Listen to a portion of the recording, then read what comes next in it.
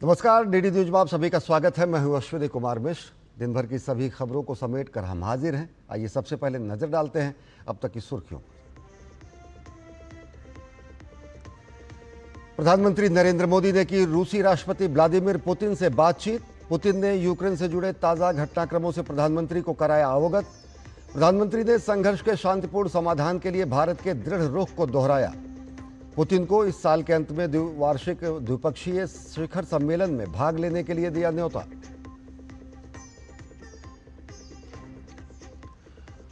कथित वोट चोरी के राहुल गांधी के आरोपों पर चुनाव आयोग का पलटवार। कहा, हलफनामे पर हस्ताक्षर देकर करे आवेदन या चुनाव आयोग के खिलाफ बेतुके आरोप पर देश से मांगे माफी।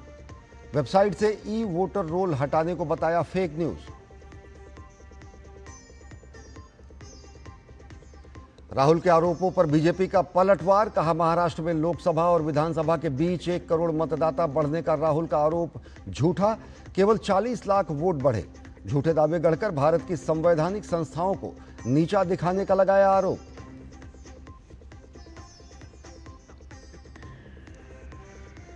केंद्रीय गृह एवं सहकारिता मंत्री अमित शाह ने बिहार के सीतामढ़ी में मां जानकी मंदिर के भूमि पूजन में लिया हिस्सा। लालू प्रसाद यादव पर साधा निशाना। पूछा, क्या बांग्लादेशियों को बचाना चाहते हैं?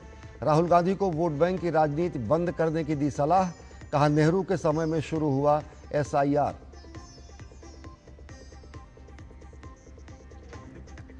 कैबिनेट के बैठक में 5 अहम फैसले। उज्ज्वला योजना के लिए 12,060 करोड़ रुपए तो LPG दाम स्थिर रखने के लिए 30,000 करोड़ रुपए की मदद का ऐलान। असम और त्रिपुरा के लिए विशेष विकास पैकेज को भी मिली मंजूरी।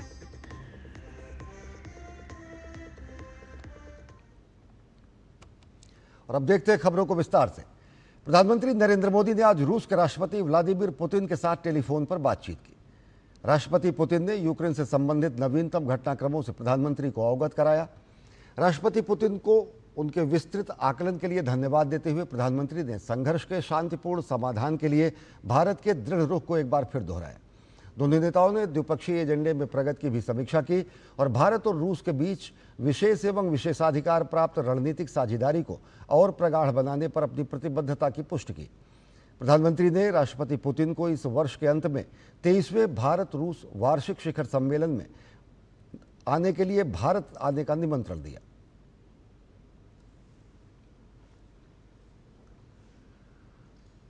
कल राहुल गांधी ने दिल्ली में प्रेस वार्ता करके चुनाव आयोग पर कई गंभीर आरोप लगाए थे, तो आज भी उन्होंने बेंगलुरु में रैली कर चुनाव आयोग पर सवाल खड़े किए हैं। राहुल गांधी के आरोपों पर चुनाव आयोग लगातार जवाब दे रहा है और कई ऐसे सबूत भी पेश किए गए हैं जो राहुल गांधी के दावों को खारिज करने के लिए पर्याप्त है। चुनाव आयोग ने राहुल गांधी से कहा है कि वो सबूतों को शपथ पत्र के साथ पेश करें, जांच होगी। लेकिन राहुल गांधी आयोग द्वारा समय देने के बाद भी आज कर्नाटक के चुनाव आयोग नहीं पहुंचे। इस मुद्दे पर बीजेपी समेत NDA नेता राहुल गांधी को जमकर घेर रहे हैं, तो तथ्यों और आंकड़ों के साथ राहुल गांधी के आरोपों को खारिज भी कर रहे हैं। राहुल के आरोपों पर उठ रहे सवाल। दिल्ली से बेंगलुरु तक मचा सियासी बवाल। बीजेपी का राहुल पर वार। आंकड़ों के जरिए किया पलटवार। नेता प्रतिपक्ष राहुल गांधी ने गुरुवार को एक प्रेस कॉन्फ्रेंस करके चुनाव की वोटर लिस्ट में अनियमितता से जुड़े कुछ मुद्दे उठाए और चुनाव आयोग पर भी गंभीर आरोप लगाए। राहुल ने कर्नाटक की महादेवपुरा विधानसभा सीट पर 1,250 वोटों की हेराफेरी का आरोप लगाया था। शुक्रवार को राहुल गांधी कर्नाटक पहुंचे और कांग्रेस की वोट अधिकार रैली में आरोपों को दोहराते हुए कहा कि महाराष्ट्र में लोकसभा चुनाव में उनका गठबंधन जीता, लेकिन 4 महीने बाद विधानसभा चुनाव में भाजपा जीत गई। बीजेपी ने राहुल के आरोपों पर पलटवार किया और कहा कि महाराष्ट्र लोकसभा और विधानसभा के बीच 40 लाख वोट बढ़े, जबकि राहुल गांधी 1 करोड़ वोट बता रहे हैं। लोकसभा में हमारा गठबंधन महाराष्ट्र के चुनाव को जीतता है और फिर 4 महीने बाद बीजेपी महाराष्ट्र में विधानसभा जीतती है। आश्चर्यजनक नतीजा था। हमने पता लगाया तो पता लगा कि 1 करोड़ नए वोटरों ने वोट किया विधानसभा में। लोकसभा और विधानसभा के बीच में 40 लाख वोट बढ़े। राहुल गांधी 1 करोड़ बता रहे हैं, तो 60% का मार्जिन हो गया। तो क्या आगे से वो कुछ भी चीज बोले तो उसको 60% माइनस करके समझा जाए? भूपेंद्र यादव ने कहा कि राहुल की पार्टी ने ज्यादातर सीटें वही जीती जहां वोट बढ़े थे। राहुल गांधी ने प्रेस कॉन्फ्रेंस में चुनाव आयोग के अधिकारियों को धमकाया था और कहा था कि उनकी सरकार आने पर वो उनके खिलाफ कार्रवाई करेंगे। बीजेपी ने राहुल की ऐसी धमकी पर सवाल उठाए हैं। Rahul Gandhi has said, and I quote, "When we come to power, there will be consequences for election commission officers, big and small." क्या देश की संवैधानिक संस्थाओं के कर्मचारियों के लिए ऐसी भाषा प्रतिपक्ष के नेता को शोभा देती है? संविधान का पालन करने वाले का कर्तव्य है कि वो संवैधानिक संस्थाओं को अहंकार वाली और धमकाने वाली भाषा का प्रयोग ना करें। बीजेपी की ओर से राहुल पर एक और हमला किया केंद्रीय मंत्री प्रहलाद जोशी ने। उन्होंने कहा कि 12 जून को चुनाव आयोग ने राहुल को अपने कार्यालय में आकर तथ्यों की व्याख्या करने के लिए एक पत्र भेजा था, लेकिन उन्होंने अभी तक ऐसा नहीं किया है क्योंकि उनमें गंभीरता की कमी है। एक और केंद्रीय मंत्री चिराग पासवान ने भी राहुल के दावों पर सवाल उठाए हैं। 12th June, Election Commission has given him a letter to come to Election Commission and explain कहाँ कुछ है तो आपका अभी तक नहीं गए क्योंकि there is no seriousness। Karnataka में किसकी सरकार है? अगर ये वोट चोरी की अगर ये बात कर रहे हैं तो किसकी सरकार ने वोट चोरी की वहाँ पे? ये भूल गए हैं क्या कि कर्नाटका में इनकी अपनी सरकार है? और उसके बाद अगर ये आरोप लगा रहे हैं इसका मतलब कि जो वहाँ की सरकार है फिर उसको तो बर्खास्त करके वहाँ पे राष्ट्रपति शासन लागू कर देना चाहिए। इस बीच चुनाव आयोग ने एक बार फिर राहुल के आरोपों को बेबुनियाद बताते हुए कहा है कि अगर राहुल गांधी अपने विश्लेषण पर विश्वास करते हैं और मानते हैं कि चुनाव आयोग के खिलाफ उनके आरोप सही हैं, तो उन्हें हलफनामे पर हस्ताक्षर करने में कोई दिक्कत नहीं होनी चाहिए। अगर राहुल गांधी शपथ पत्र पर हस्ताक्षर नहीं करते हैं तो इसका मतलब होगा कि उन्हें अपने विश्लेषण, उसके निष्कर्षों और बेतुके आरोपों पर विश्वास नहीं है। ऐसी स्थिति में उन्हें देश से माफी मांगनी चाहिए। चुनाव आयोग ने कहा कि राहुल के पास 2 विकल्प हैं, या तो घोषणा पर हस्ताक्षर करें या चुनाव आयोग के खिलाफ बेतुके आरोप लगाने के लिए देश से माफी मांगे। उधर केंद्रीय मंत्री अमित शाह भी एसआईआर के मामले पर राहुल गांधी पर बरसे और कहा कि राहुल गांधी को ये वोट बैंक की राजनीति बंद करनी चाहिए। बंद करिए ये वोट बैंक की राजनीति। मतदाता शुद्धिकरण पहली बार नहीं हो रहा है।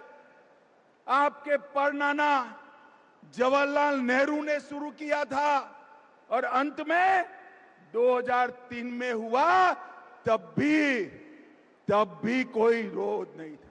अब आप चुनाव पे चुनाव हारते जाते हो, इसलिए पहले से ही बिहार चुनाव हारने का एक वजह लोगों को बता रहे। कुल मिलाकर आरोप लगाकर घिरे राहुल गांधी न तो चुनाव आयोग को हस्ताक्षरित हलफनामा दे रहे हैं और न ही वो इस मामले में न्यायालय की शरण ले रहे हैं। चुनाव आयोग भी स्पष्ट कर चुका है कि चुनाव परिणामों को केवल उच्च न्यायालय में चुनाव याचिका के माध्यम से चुनौती दी जा सकती है। शैलेंद्र मिश्र के साथ ब्यूरो रिपोर्ट, डीडी न्यूज। केंद्र सरकार ने आज कैबिनेट की बैठक में कई अहम फैसले लिए और इसके तहत उज्ज्वला योजना के 2 बेहद अहम फैसले शामिल हैं और उत्तर पूर्वी राज्यों के लिए 4,250 करोड़ रुपए की केंद्रीय सहायता के 4 नए घटकों को भी मंजूरी दी गई है। इसके अलावा केंद्रीय कैबिनेट ने तमिलनाडु में 46 किलोमीटर लंबे 4 लेन के हाईवे निर्माण को मंजूरी दी है। मोदी सरकार ने अपने तीसरे कार्यकाल में अभी तक कुल 10,51,000 करोड़ रुपए के बुनियादी ढांचा परियोजनाओं को मंजूरी दी है। शुक्रवार को हुई कैबिनेट में 5 अहम फैसले लिए गए। कैबिनेट ने उज्ज्वला लाभार्थियों के लिए सस्ते दर पर रसोई गैस सिलेंडर सुनिश्चित कराने के लिए 12,060 करोड़ रुपए की राशि मंजूर की। 10 करोड़ 33 लाख उज्ज्वला लाभार्थियों को 300 रुपए प्रति सिलेंडर की सब्सिडी दी जाती है। इसके साथ ही मध्यम वर्गीय परिवारों को उचित कीमत पर सिलेंडर मुहैया कराते रहने के लिए 30,000 करोड़ रुपए की राशि मंजूर की गई। 10 करोड़ 33 लाख घरों में उज्ज्वला के कारण परिवर्तन आया। करीब 2,200 रुपए की टोटल सपोर्ट मिलता है इस स्कीम में। 12,060 करोड़ रुपए का सपोर्ट पीएम उज्ज्वला बेनिफिशियरीज के लिए 2025-26 फाइनेंशियल ईयर में दिया जाएगा। अब तक अगर हम देखें टोटल उज्ज्वला योजना में 52,000 करोड़ रुपए का बेनिफिट देश में लाखों करोड़ों परिवारों को मिल चुका है। इसके साथ ही कैबिनेट ने एक अहम फैसले के तहत उत्तर पूर्वी राज्यों के लिए 4,250 करोड़ रुपए की केंद्रीय सहायता के तहत 4 नए घटकों को मंजूरी दी। इसके साथ ही 3,000 करोड़ रुपए असम सरकार प्रदान करेगी। इसमें टोटल 7,250 करोड़ रुपीस का ये पैकेज है, जिसमें से 4,250 करोड़ रुपीस सेंट्रल गवर्नमेंट से आएंगे और 3,000 करोड़ रुपीस स्टेट गवर्नमेंट के। बेसिकली ये जो 4 कंपोनेंट्स हैं वो आपके सामने हैं। सबसे पहला आसाम में है, आदिवासी ग्रुप्स ऑफ आसाम के साथ। इन चारों के साथ जो डिस्कशन होके जो मेमोरेंडम ऑफ सेटलमेंट बना, उसके हिसाब से ये प्रपोजल्स अप्रूव हुए। राज्यों में तकनीकी संस्थानों को बेहतर बनाने के लिए 42 करोड़ रुपए मंजूर किए गए हैं। इसके जरिए राज्यों के 100 इंजीनियरिंग कॉलेजों और 175 पॉलिटेक्निक कॉलेजों को सहायता दी जाएगी। जो राज्य सरकारों के टेक्निकल इंस्टीट्यूशंस हैं, उनमें गुणवत्ता कैसे आए, क्वालिटी कैसे आए, कैसे इंप्रूवमेंट आए, तो 175 इंजीनियरिंग इंस्टीट्यूशंस एंड 100 पॉलिटेक्निक्स देश भर में, जिसमें करीब 7.5 lakh students and 13,000 faculty members को बेनिफिट मिलेगा।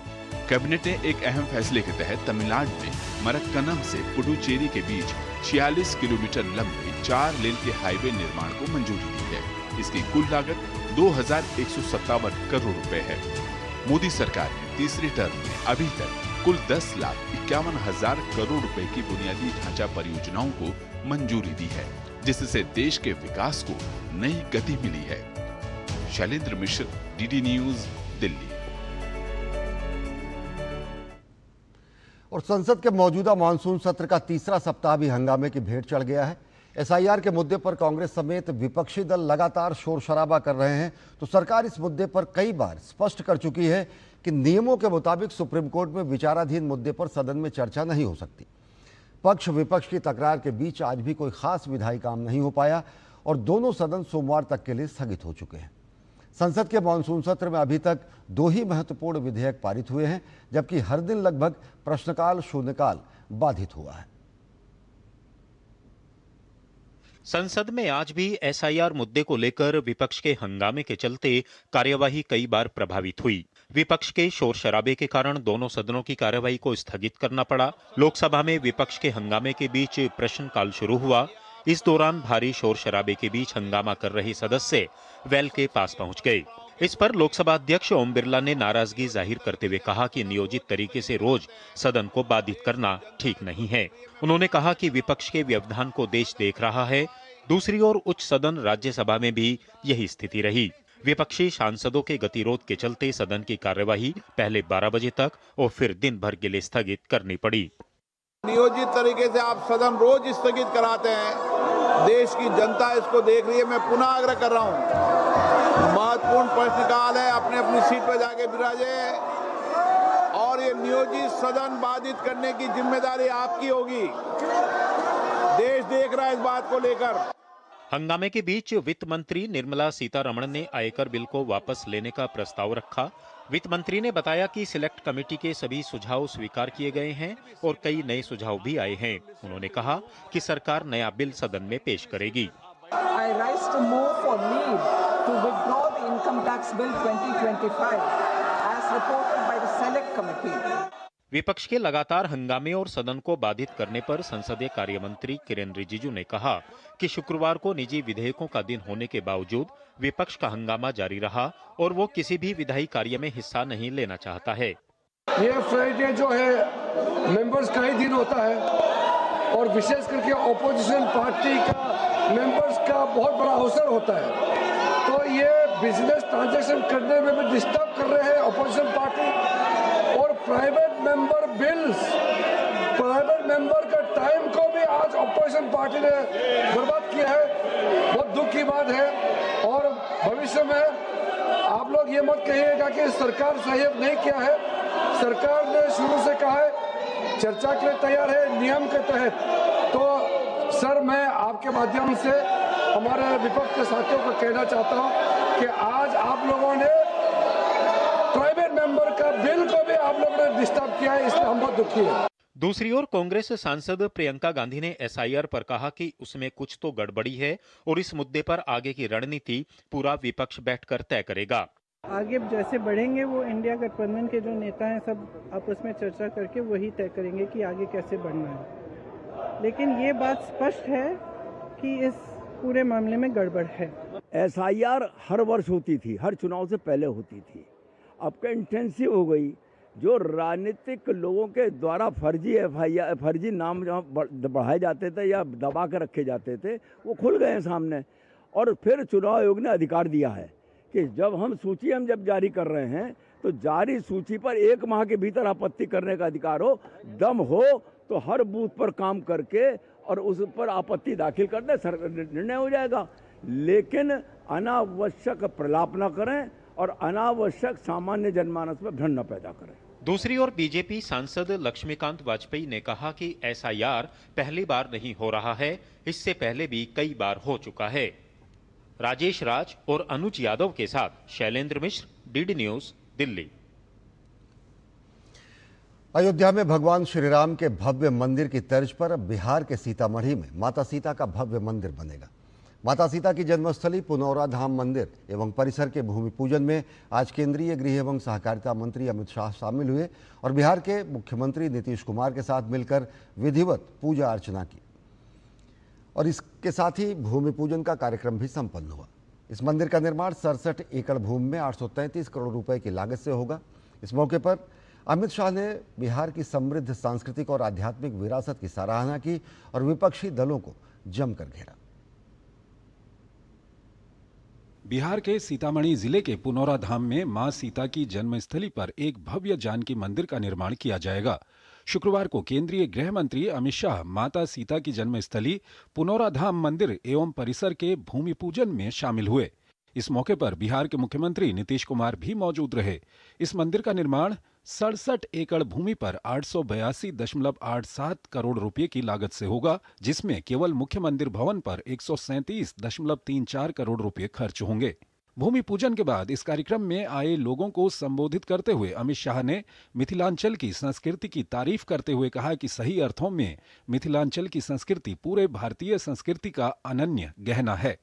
उन्होंने कहा कि लगभग 890 करोड़ रुपए की लागत से मां जानकी का भव्य स्मारक और मंदिर बनाने का काम किया जा रहा है, तो वहीं 137 करोड़ रुपए माता सीता के मौजूदा मंदिर के जीर्णोद्धार पर लगाए गए हैं।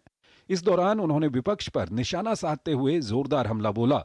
उन्होंने राजद नेता तेजस्वी यादव को निशाने पर लेते हुए कहा कि आपके माता पिता की सरकार ने बिहार में जंगल राज कायम करने के अलावा क्या किया, उन्हें इसका हिसाब देना चाहिए। लगभग 890 करोड़ रुपया की लागत से यहां मां जानकी का भव्य स्मारक और मंदिर बनाने का काम, जिसमें से 137 करोड़ रुपया माता सीता के मौजूदा मंदिर के जीर्णोद्धार पर और 728 करोड़ रुपया परिक्रमा पथ और बाकी सारी रचनाओं पर। तेजस्वी यादव जी को पूछने आया, आपके पिताजी और माताजी का कई साल शासन रहा, गुंडाई करने के अलावे, गैंग चलाने के अलावे, अपहरण फिरौती के अलावे मिथिलांचल के विकास के लिए क्या किया, इसका हिसाब दीजिए। सीतामढ़ी जिले में मां सीता की जन्मस्थली पुनौरा धाम मंदिर एवं परिसर के भूमि पूजन के अवसर पर बिहार के मुख्यमंत्री नीतीश कुमार ने कहा कि राज्य सरकार ने मां जानकी मंदिर परिक्षेत्र के विकास की नई योजना बनाई है। बिहार के उप मुख्यमंत्री सम्राट चौधरी ने कहा कि पीएम मोदी ने कई वर्षों की प्रतीक्षा के बाद राम मंदिर में रामलला को स्थापित करने का काम किया। आज बिहार में मां सीता को एक भव्य मंदिर में स्थापित करने का काम किया जा रहा है। राज्य सरकार ने मां जानकी मंदिर परिक्षेत्र के समग्र विकास का नई योजना बनाई है और इसकी लागत 883 करोड़ रुपए है। भव्य जानकी मंदिर के निर्माण में 31 पवित्र नदियों जैसे गंगा, यमुना, सरयू का जल और 21 तीर्थ स्थलों की मिट्टी का उपयोग होगा।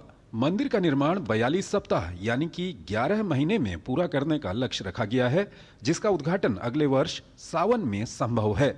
इस मौके पर सीतामढ़ी दिल्ली अमृत भारत ट्रेन का भी शुभारंभ हुआ। ब्यूरो इनपुट के साथ मधुरेश नारायण की रिपोर्ट, डीडी न्यूज। और उत्तराखंड के धराली में आई प्राकृतिक आपदा के बाद लगातार राहत एवं बचाव कार्य युद्धस्तर पर जारी है।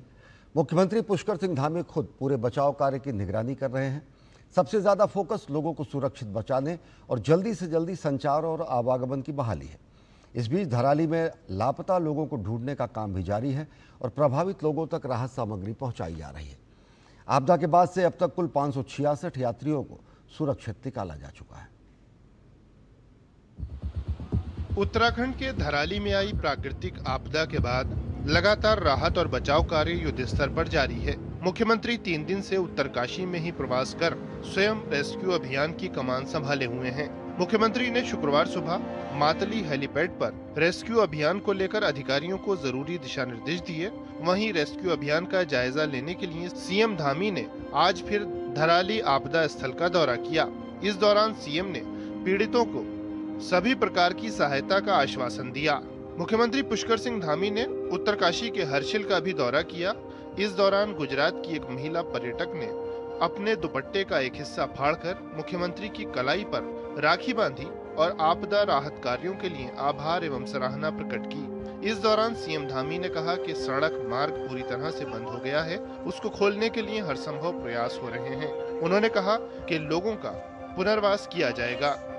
यहाँ के भवन, होटल, होम स्टे, मकान जो भी थे सब जो है इस प्रलय में बिल्कुल समाप्त हो गए, लेकिन हम उनको सबको भरोसा दिलाते हैं। मैं आया हूँ आज उनको भरोसा दिलाने के लिए कि जल्दी ही हम सभी व्यवस्थाओं को यहाँ पर व्यवस्थित करेंगे। यहाँ पर बिजली अभी बिल्कुल पूरी तरह से लॉस्ट हो गई है। जल्दी से जल्दी हमारा प्रयास है कि यहाँ पर फिर से बिजली आए। धराली के पास में जो हमारा हर्षिल का हेलीपैड था वो भी पूरी तरह से इस आपदा में वहाँ पर एक जल का काफ़ी भराव हो गया है। उसके अतिरिक्त आर्मी का जो कैंप था वो भी आपदा में गया है। मौसम साफ होने के कारण धराली में चॉपर के माध्यम से रेस्क्यू ऑपरेशन लगातार जारी है।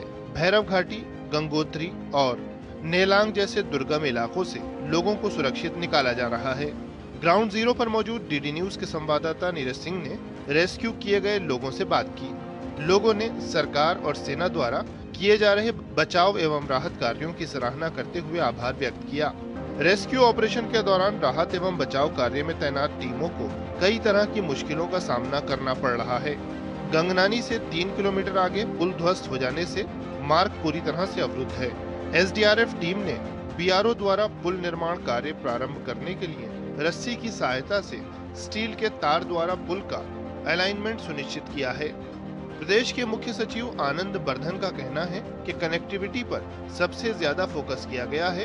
इंटरनेट कनेक्टिविटी और उसके लिए वीसैट के इक्विपमेंट्स वगैरह भी पहुंचाए जा रहे हैं। तो हमारी यही कोशिश है कि रेस्क्यू के साथ साथ कम्युनिकेशन, फिजिकल एंड डिजिटल दोनों कम्युनिकेशन हम शीघ्र से शीघ्र। उत्तराखंड के धराली इलाके में अभी तक 566 यात्रियों को रेस्क्यू किया जा चुका है।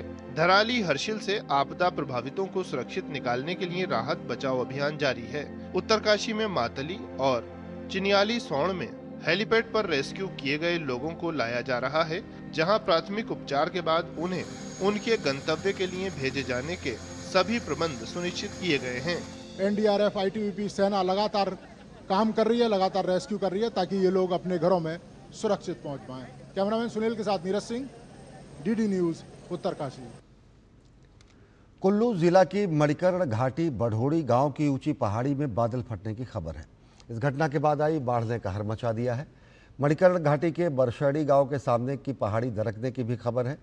भूस्खलन से जंगल में भारी तादाद में पेड़ों के टूटने की खबर है।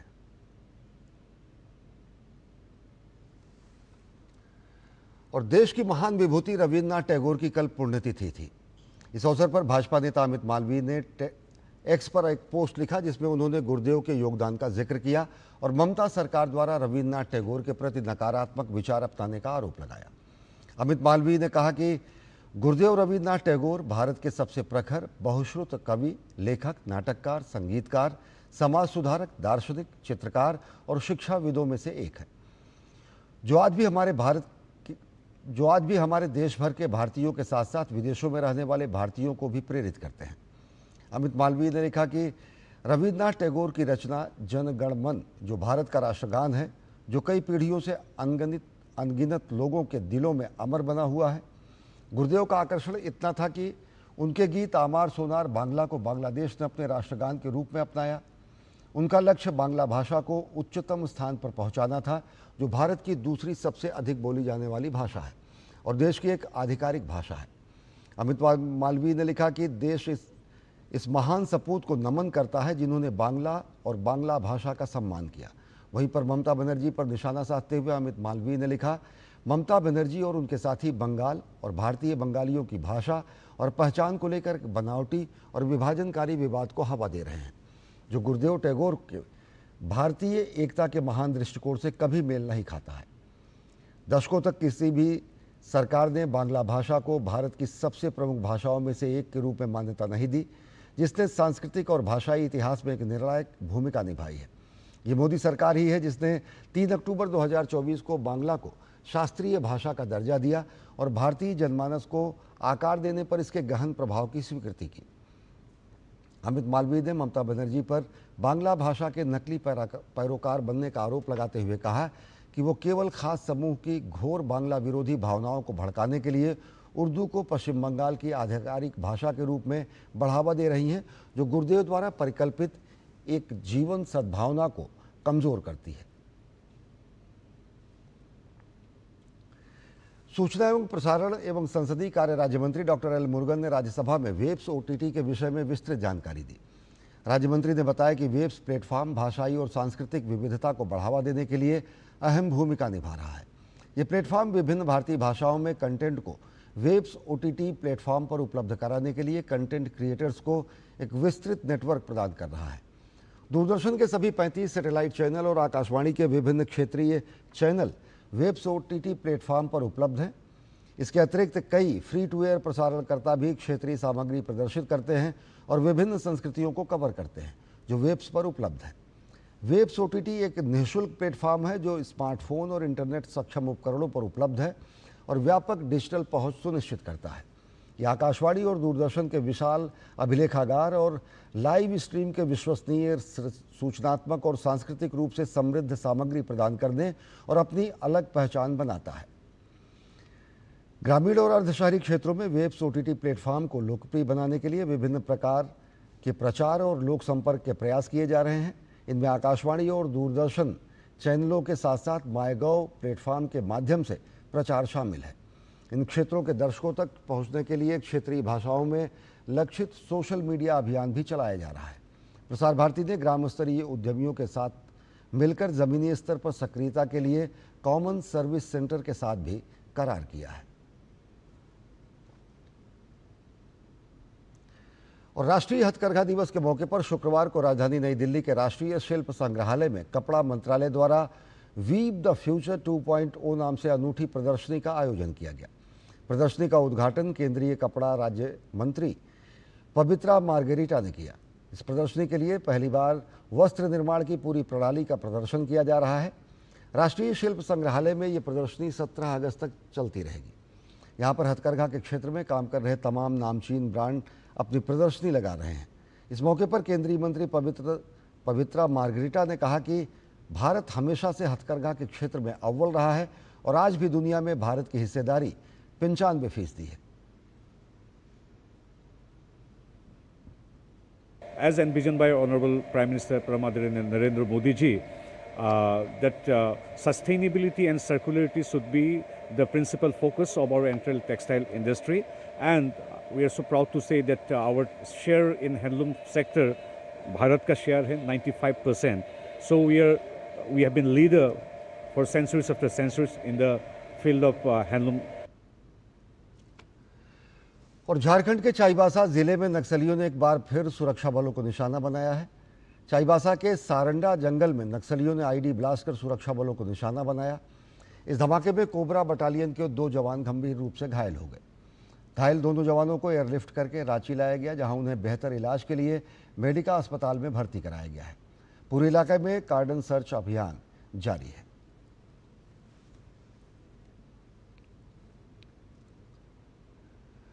और भारतीय रेल में पहली बार पूर्व मध्य रेल के पंडित दीनदयाल उपाध्याय मंडल ने 4.5 किलोमीटर लंबी मालगाड़ी रुद्रास्थ का सफल संचालन किया। 6 खाली वॉक्सन रेक को जोड़कर बनी 354 वैगन वाली इस ट्रेन को 7 इंजनों ने चलाया। मालगाड़ी रुद्रास्थ ने गंज ख्वाजा से गढ़वा रोड तक 200 किलोमीटर की दूरी 5 घंटे में 40 किलोमीटर प्रति घंटे की औसत गति से तय की। ये उपलब्धि माल ढुलाई क्षमता बढ़ाने और समय की बचत और बेहतर उपयोगिता का उदाहरण है। मालगाड़ी रुद्रास्थ अब भारतीय रेल की सबसे लंबी मालगाड़ी बन गई है।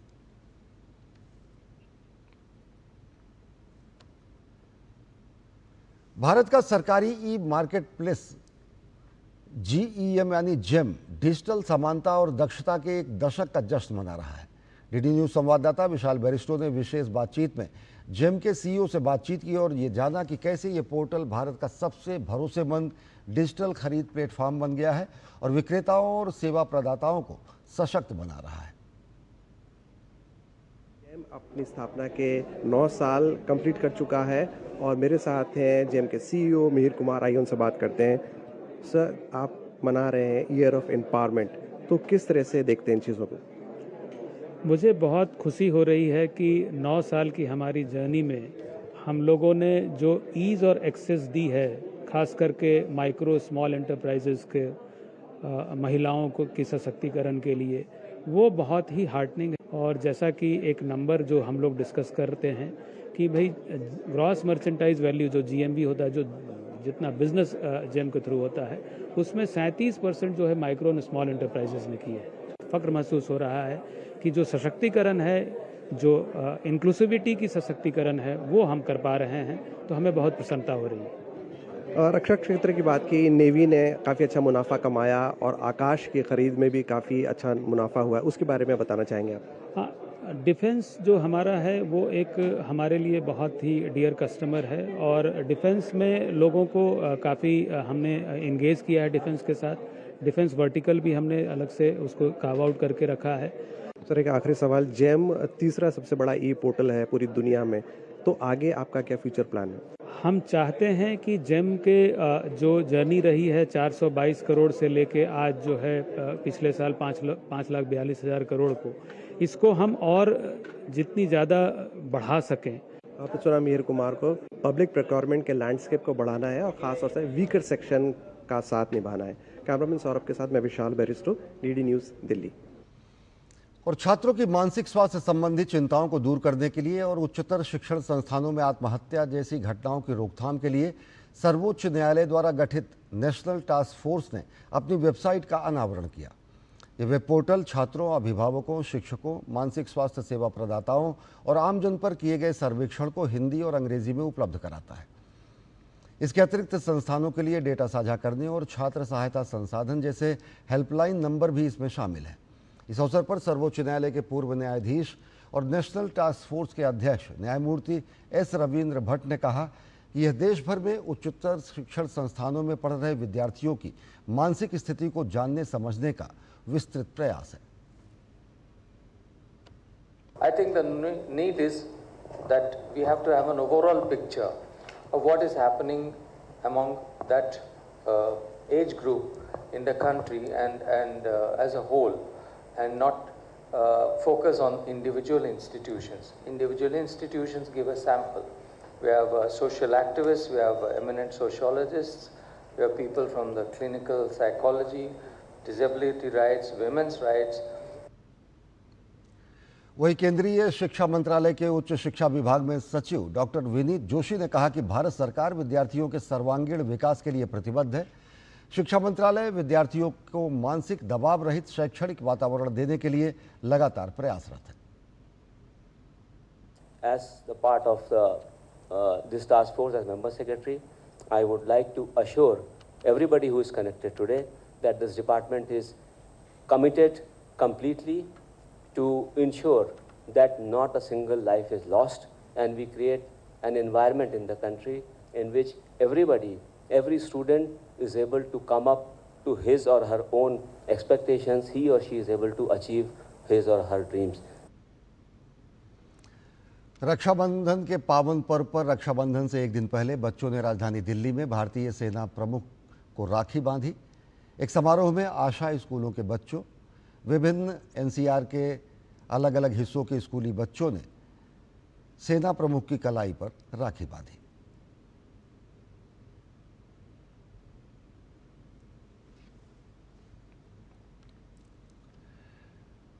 और दिल्ली स्थित डॉक्टर अंबेडकर इंटरनेशनल सेंटर में सामाजिक न्याय एवं अधिकारिता मंत्रालय द्वारा रक्षाबंधन संकल्प नशा मुक्त भारत कार्यक्रम का आयोजन किया गया।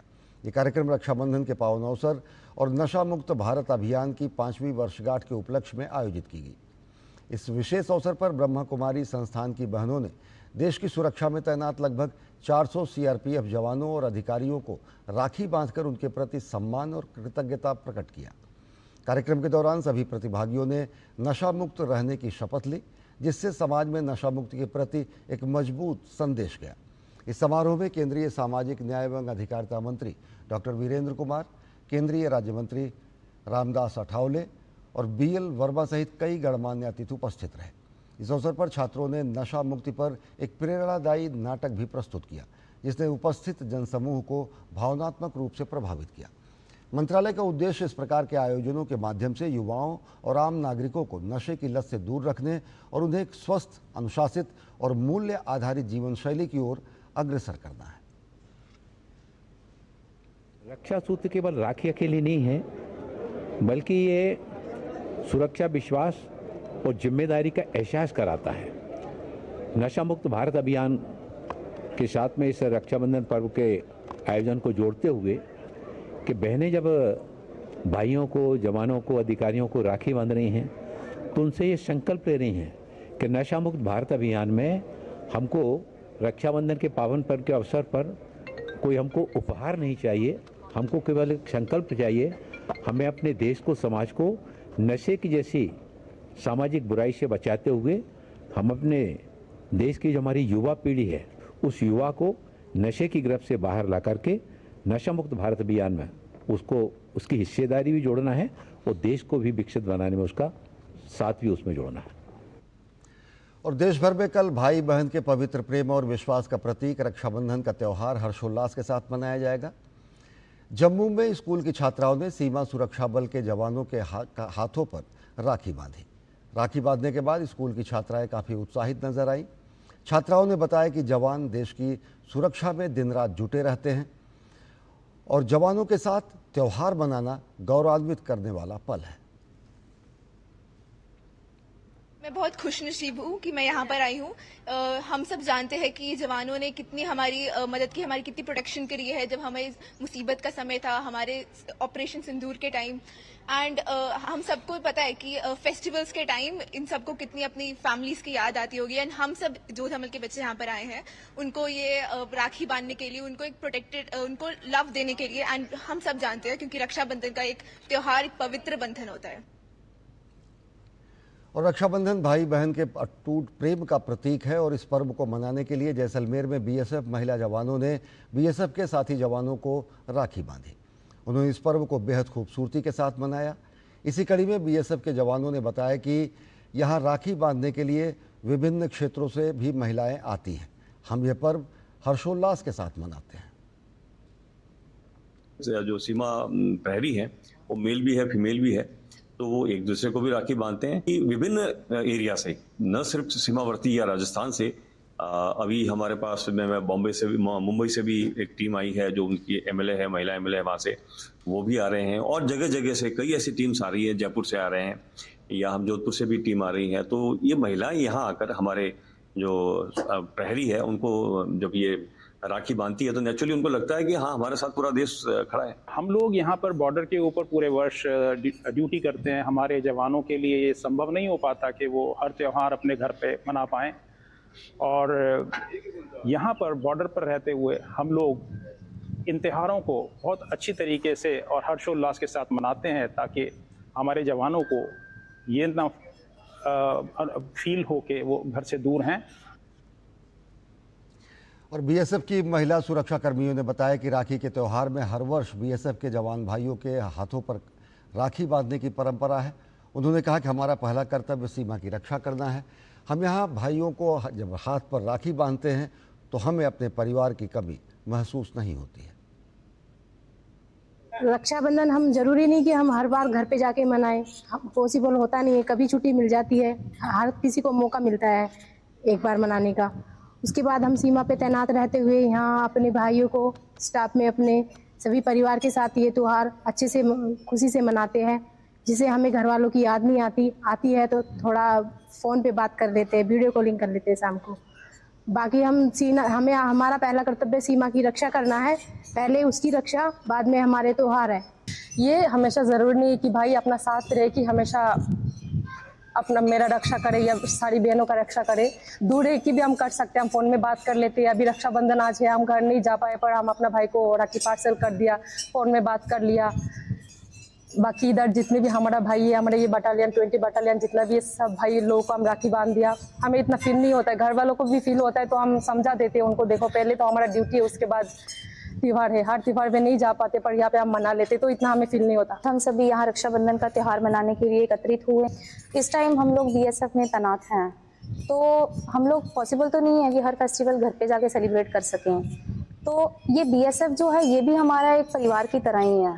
तो आज हम लोग ये यहाँ पर सब इसलिए एकत्रित हुए हैं कि रक्षाबंधन का त्यौहार जो है मनाया जा सके और भाई बहन मिलकर ये प्रण लेते हैं कि जब भी बहन को मेरी ज़रूरत होगी तो मैं इसकी रक्षा करूँगा। तो रक्षाबंधन पर भाई बहनों की सुरक्षा का और सम्मान की प्रतिबद्धता जताते हैं, तो वो बहनें भी महान हैं जो सीमा पर देश की सुरक्षा करती हैं। तो बुलेटिन में फिलहाल इतना ही। देश और दुनिया की ताज़ा तरीन खबरों के लिए देखते रहिए डीडी न्यूज़। नमस्कार।